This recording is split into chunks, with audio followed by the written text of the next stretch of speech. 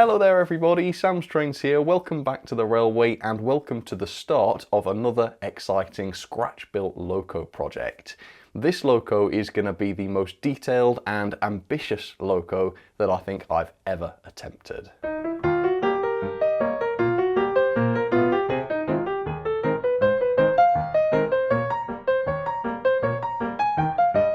Ever since I started 3D printing locomotives, my friend Jack of Hatton's fame has been pestering me to create one of these, which is an early single-wheeler locomotive known as the LNWR Lady of the Lake class, also known as the Problem class. Now obviously that's quite a funny name for a class of locomotives, and my ears have always pricked up at that name because, you know, problem locomotives, not really two things that you want to go together. I understand that the name problem though comes from the mathematical sense, so it's not as though these locos were a disaster and they caused a lot of problems and deaths and whatnot, but it's still quite a funny name. Anyway, regardless of the name, I always told Jack, no, I'm not going to do that for many reasons. First of all, look at this. This is a complex locomotive, and I just knew that I couldn't do justice to all of the fine details, let alone the outside cylinders, with an FDM 3D printer like the ones I used to use. Of course though, now I have a resin 3D printer which should make all of this possible. So that's one problem solved, but there are others as well. The second one is the wheel configuration. This is a 222 single-wheeler locomotive, and I'm not aware of a single ready-to-run loco with this configuration. And I guess the reason for that is that it's a pain, and here's why. So here is the wheel configuration, here is the driven axle, and the issue is, unless I somehow manage to balance the loco on this axle, this driven axle, then some of the loco's weight will be supported by non-driven axles. And the thing is that only weight resting on the driving wheels will be converted to pulling power. Anything supported by these non-driven wheels will literally just be wasted. Now this is a light 3D printed loco, it's not a professionally manufactured loco that can have die cast and lots of weight in it, so the weight is really going to be a problem here. And the other issue with this design is that if all of these wheels are fixed in place, certain combinations of unlevel track could cause this driving wheel to lift off the track. So let's say we get them on the start or end of an incline like this. As you can see, the centre driving wheel there lifted entirely off the track. This is a dead loco. This won't be able to move anywhere. And we've seen this before with the Oxford Rail Adams radial tank. Not enough springing in the non-driven wheels, which in some situations caused the drivers to lift off the track. Now one way to avoid this issue would be to spring the non-driving wheels so that they can move up and down a little bit and keep these driving wheels on the track. But I really didn't fancy this. That's going to add a lot of complexity. I'd have to design some way of springing these wheels while still keeping them stable. Didn't like the sound of that. And it still won't solve the weight problem because even if these are sprung, unless I can find a way to balance the entire loco's weight on these drivers, some of the weight will still have to be supported by these. If these were sprung, I might end up having the loco sit at an angle or have it unstable. So I don't want to do that. So what I've decided to do, I think is quite smart, and that is to fix all of these wheels in place with no springing. It'll be like an 060, so it will be nice and stable. But instead of just driving this axle, I'm also going to drive the rear axle as well. So I've got two pairs of driven wheels.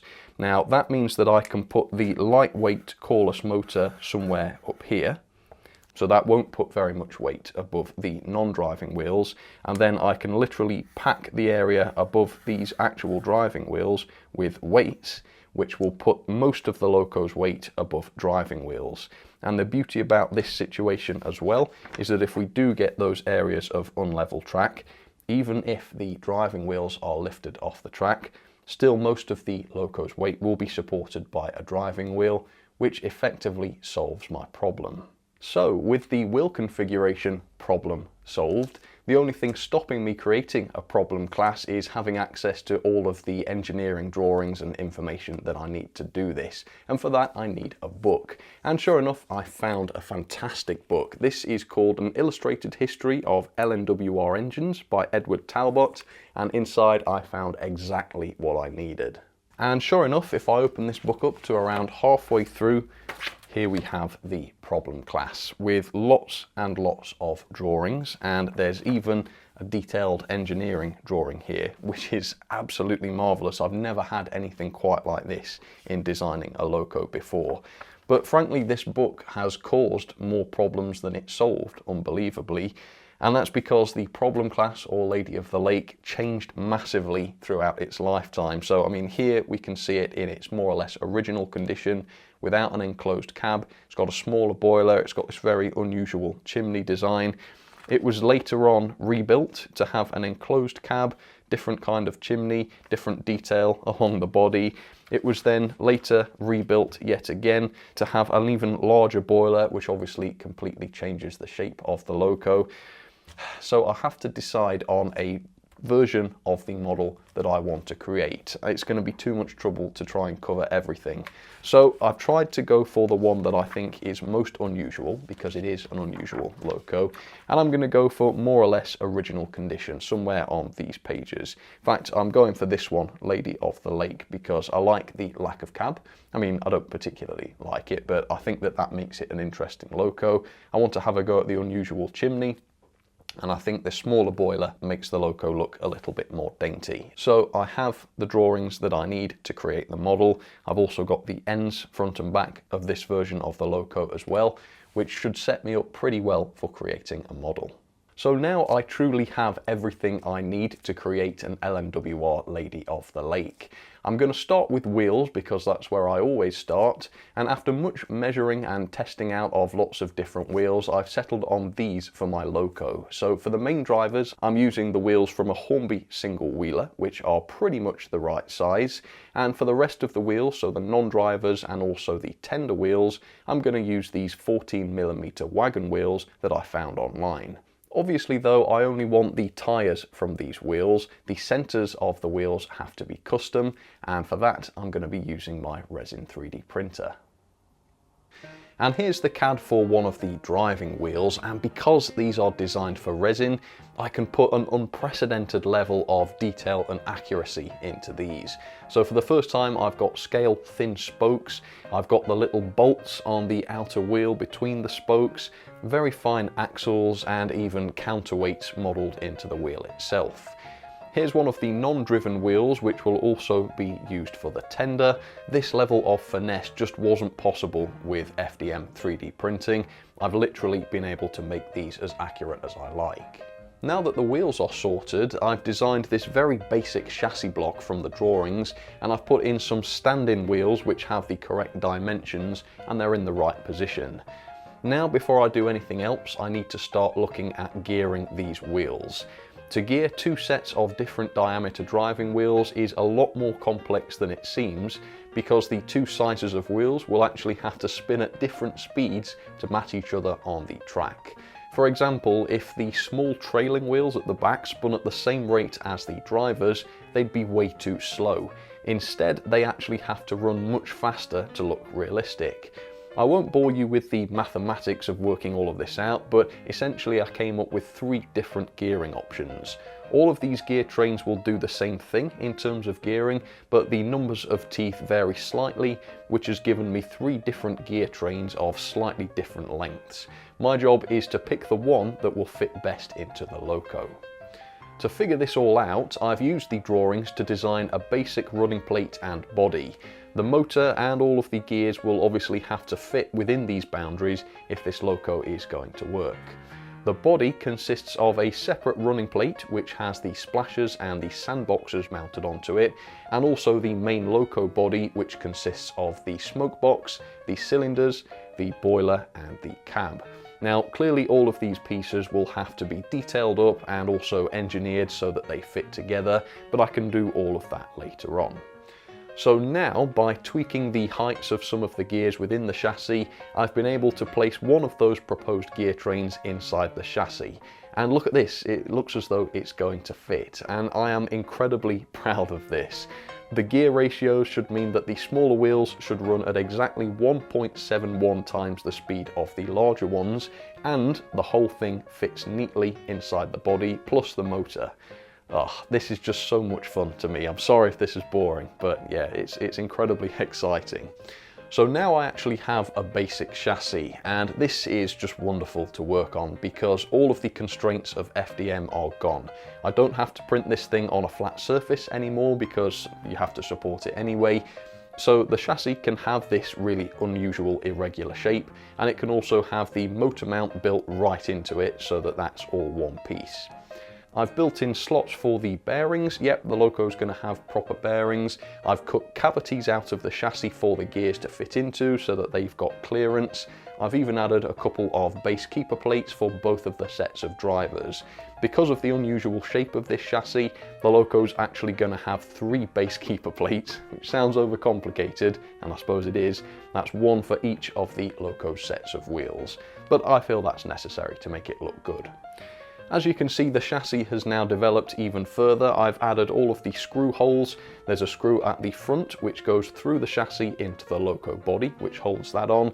There's a screw at the rear which holds the body onto the running plate, and at the other end of the running plate there are lugs which fit into the body at the front just above the cylinders so that those 2 parts can be married together.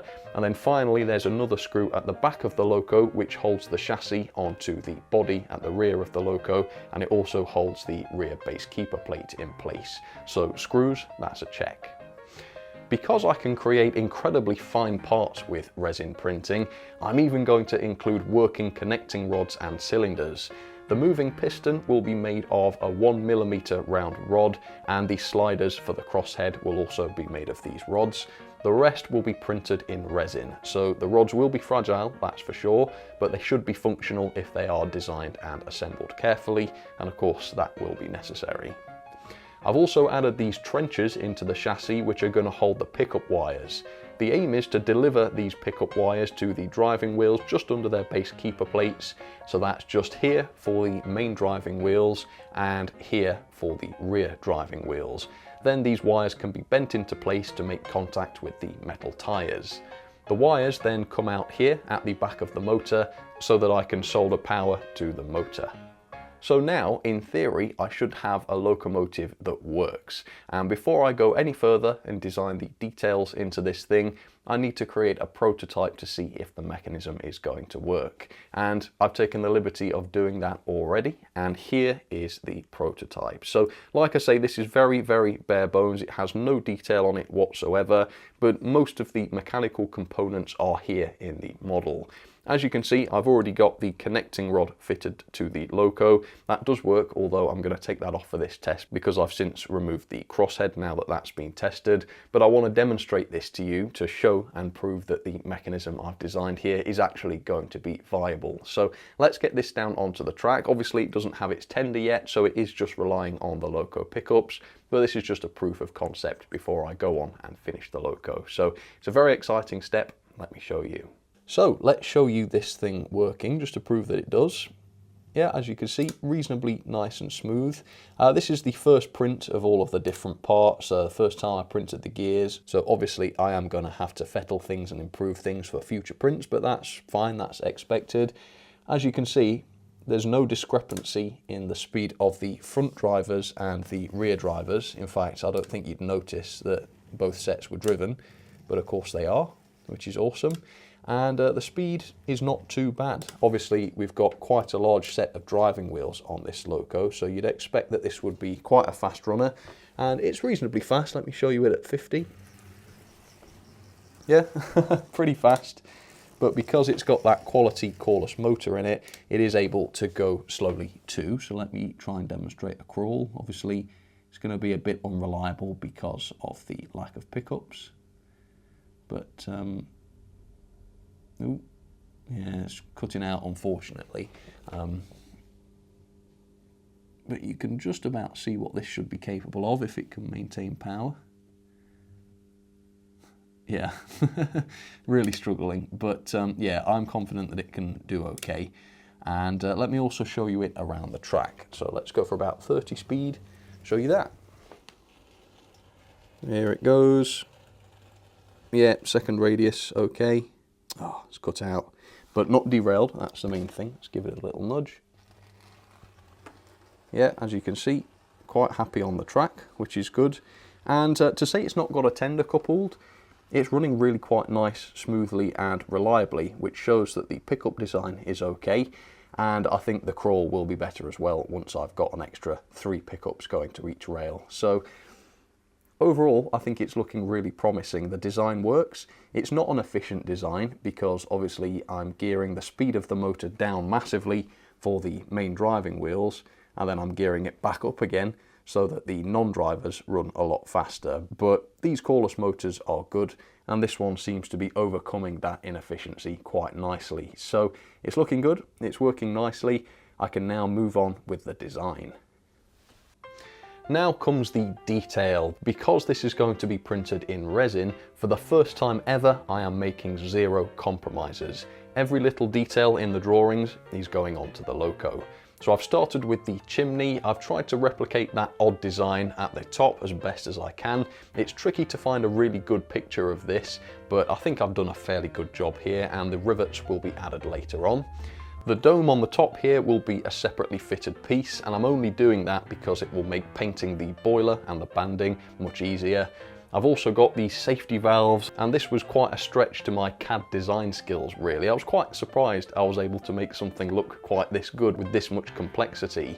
This whole safety valve assembly is going to print on a base, as you can see, which recesses into the Loco body, and this will allow me to print the whole thing as one piece at 45 degrees, which will make it a fragile piece, but I'm hoping that will work. So this is the next iteration of the design. You can see I've now done much more work. I've added a front buffer beam, which is going to be separately fitted, and it's also got some meticulously detailed separate buffers, which are complete with scale rivets. I love these things. Fingers crossed these will print and look good. I think they will. I've got this separately fitted chain, which will print in one very fine piece. Again, I can't wait to see if this is going to work. It's very, very exciting. I've added detail to the smoke box door.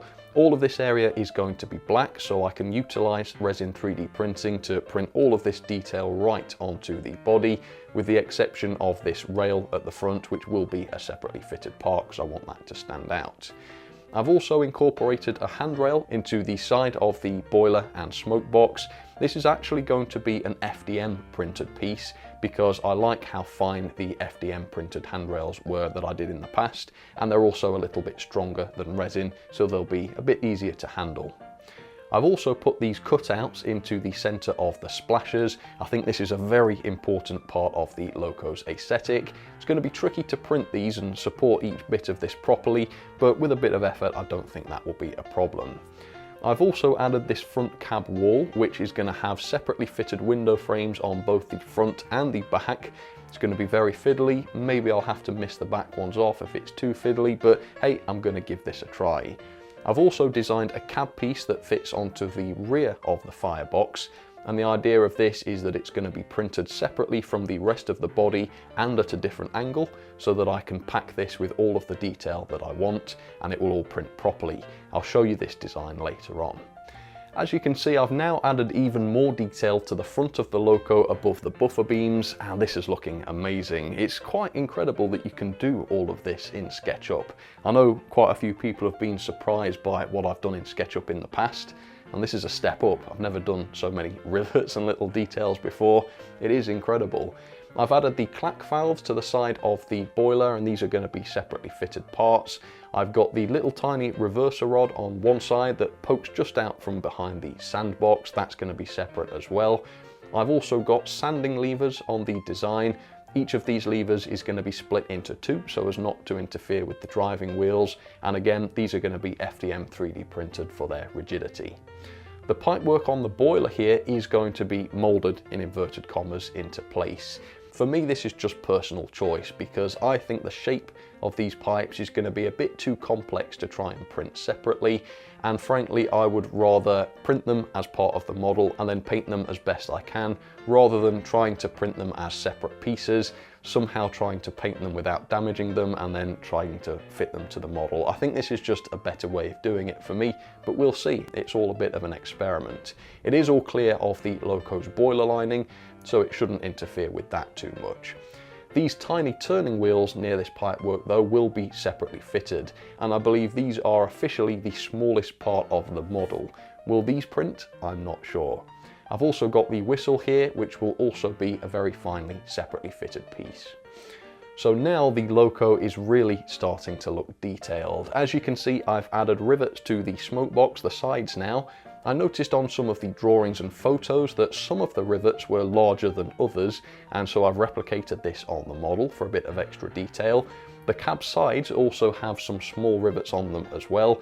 All of these have been counted and placed into the correct positions, so I've truly become a bit of a rivet counter doing this, and it's actually quite fun. You should give it a try. And finally, I've added some detail to the cab piece that I mentioned. This includes a detailed firebox door, rivets of course, lots of pipe work, gauges on the back wall of the cab, as well as some levers there as well. Separately fitted parts include this very tiny regulator piece which can be painted separately. I've got a reverser wheel, and if I just hide that wheel, you can see that that fits onto a support that pokes out this side of the cab piece. So I've got something to glue that onto. And then there are these turning wheels either side of the cab. Each of these is made up of two separate parts. You've got the column with all of the detail on that, and then the wheels themselves, which can be separately painted and then glued into position. It's definitely the best cab I've ever designed. Now, as you can see, the chassis has some detailing. I've finished off the firebox with these rivets, bolts and pipework. Again, this pipework is not going to be separately fitted because of the complexity, but I'm hoping it should be fairly easy to pick out by hand. I've also added this valance / splasher to the front wheels, which will be printed in place.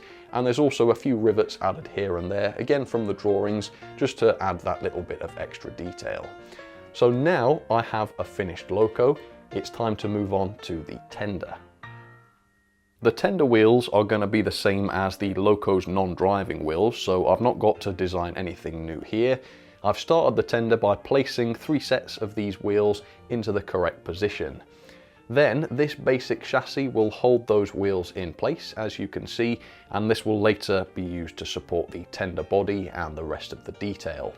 I've also devised this base keeper plate which will hold the axles in place, stop those dropping out, and this part will also be FDM 3D printed so that the tender pickups can be melted into the plastic. This is not a detail piece, you won't see this from the outside, so it doesn't matter that this is made of FDM plastic. I've now added some detail to the chassis, including these detailed axle boxes, which have all the riveting and everything on them. Can't wait to see these print. And I've also added these struts, which I'm hoping to 3D print in place. If these parts fail, and I think there's a chance they will, then I'll have to just tweak the design before the final version of the model is built, so that they are separately fitted. I've also created half of a detailed body. The body is almost, not entirely, but almost symmetrical, so I can design just half of it and then flip it later and merge the two together.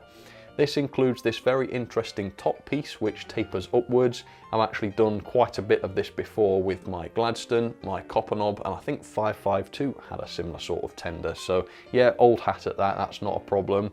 I've also got this water filler cap which has the hinges and rivets built into it. Yeah, beautifully detailed piece this. And then there's also these little handles at the front which will be printed in place and then picked out as necessary. There's also going to be separately fitted handrails around the front of the tender, which again will be FDM 3D printed. I've also got these lamp irons at the back which will also be separately fitted. Again, some nice details in those. Now I've added a lot of rivets to the side of the tender. I've done this as close to the end of the project as I can because I knew that all of these rivets were going to make the object extremely complex, to the point where my computer was really struggling. Yeah, SketchUp did not like this. I've now mirrored the two halves of the body and fused them together, as you can see, so we have a complete tender body. I've also added a buffer beam, which is similar to the one at the front of the Loco, but with different fittings so that I can fit this to the tender. I've also got this brake wheel along with its bracket near the coal bunker, and there's some lovely details on that bracket, which will hopefully look fantastic. And there's also a detailed coal load as well, which is also going to be printed in resin, so that should have a great texture on it as well. Mechanically, I've incorporated a NEM pocket into the base keeper plate. Quite a tricky one to fit in there, but I've just managed to squeeze it on. I've also got screw holes now to hold everything together. I've got a snap together drawbar which will connect the Loco and the tender, and I've also designed a path for the pickup wires to run through the tender to the Loco. And here it is, this is the final design. As you can see, it is certainly the most complex Loco I've ever designed by far, really, both from a detail and a mechanical perspective.